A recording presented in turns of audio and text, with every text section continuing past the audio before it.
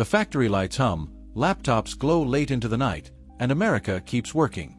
For decades, wages never caught up. Salaries grew slowly, almost invisibly, while the cost of living surged ahead. Americans were told to work harder, stay productive, chase efficiency. And they did. Productivity climbed year after year, but paychecks didn't follow. The gap widened quietly, unnoticed until daily life became a struggle. After inflation, real incomes began to shrink. A raise on paper often meant less purchasing power at the grocery store, less room for rent, less security at the end of the month. Many families didn't fall behind overnight. They slipped backward gradually, paycheck by paycheck, year by year. This isn't about laziness or lack of effort. According to U.S. Bureau of Labor Statistics data, worker productivity rose by over 60% since the late 1970s, while inflation-adjusted hourly pay increased by less than 20%. The system rewarded output, not the people producing it. Somewhere between overtime shifts and second jobs, a quiet realization settled in: working more no longer guaranteed moving forward. It only guaranteed survival. And as wages stalled, a deeper question began forming: if work no longer pays, what else is breaking next? Streetlights flicker over apartment windows, each one hiding a different worry. Housing became a luxury long before most Americans noticed. Rent quietly turned into the fastest rising expense, climbing faster than wages, healthcare, even food. What was once shelter slowly transformed into a burden that dictated every other choice in life. For millions, the dream of homeownership didn't die suddenly. It faded, replaced by year after year of renewed leases and higher payments.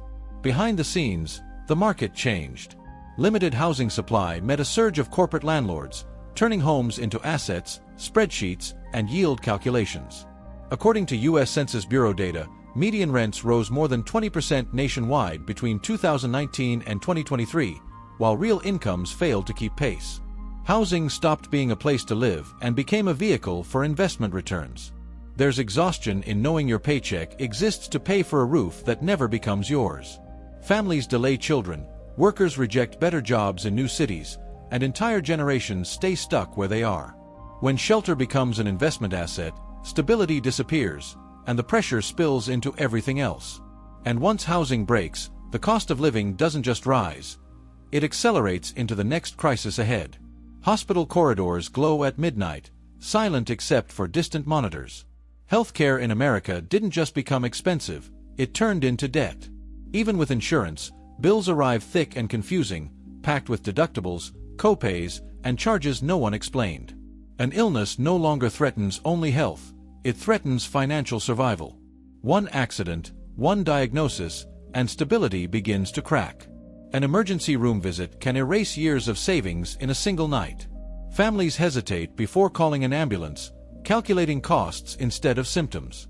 According to the U.S. Consumer Financial Protection Bureau, over 100 million Americans carry medical debt, making it the most common form of unpaid debt in the country. Sickness quietly pushes people into poverty without warning or headlines. There's a special fear in opening a medical bill while still recovering, realizing healing comes with a price tag. People keep working while sick, delay treatment, and ignore pain, hoping the body will fix itself before the bills arrive. In this system, being responsible doesn't protect you. Insurance doesn't guarantee safety. Health becomes a gamble, and debt becomes the diagnosis. And when illness can bankrupt you overnight, the question isn't how much care costs, but who can afford to survive what comes next. Graduation caps rise into the air, but the weight comes down hard. Education in America became a lifetime loan. Student debt doesn't end with college, it begins there. Young adults step into the workforce already owing tens of thousands, their futures quietly mortgaged before the first paycheck clears. A degree was sold as stability, yet it no longer guarantees security, only the chance to compete. According to the U.S. Department of Education, total student loan debt now exceeds $1.7 trillion, carried by more than 40 million borrowers. Monthly payments follow graduates into every decision: where to live, which job to take, whether to start a family. Progress is delayed, not by failure, but by interest. There's a quiet anxiety in knowing your education was supposed to set you free, yet it keeps you running in place. Many graduates accept lower pay, multiple jobs, or unpaid internships just to stay afloat, hoping someday the balance will shrink. Education stopped being a ladder and became an anchor. When learning costs a lifetime of repayment, ambition turns cautious, dreams turn practical. And if the future begins already in debt, what other promises of mobility are about to collapse next for this generation ahead? Checkout scanners beep as totals climb higher than expected. Inflation didn't strike luxury goods first. It hit survival. Food, fuel, and electricity rose quietly but relentlessly, turning everyday errands into moments of calculation.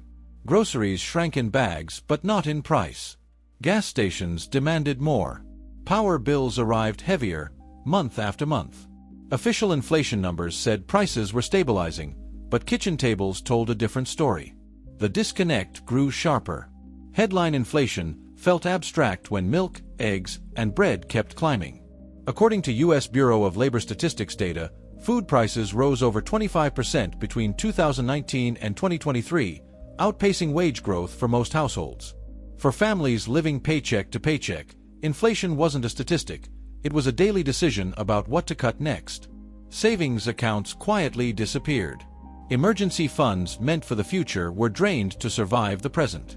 There's a specific exhaustion in realizing that doing everything right still isn't enough to stay ahead. When essentials become expensive, choice disappears. You can't skip food, electricity, or fuel. Inflation didn't just raise prices, it narrowed lives.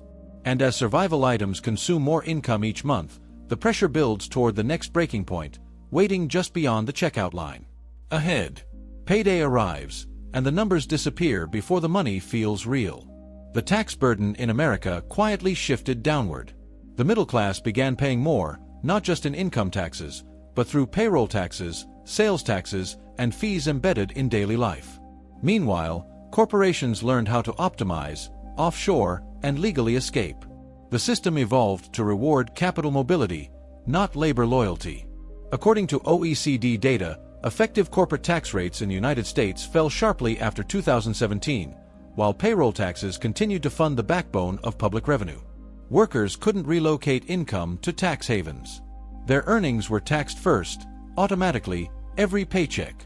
There's a quiet frustration in watching deductions grow while services shrink, wondering why working harder never lightens the load. Wealth at the top compounded, protected by loopholes and assets that appreciated faster than wages ever could.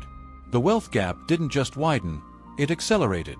Taxes stopped feeling like a shared contribution and started feeling like a penalty for participation. The system didn't break, it worked exactly as designed, shielding capital and pressuring workers.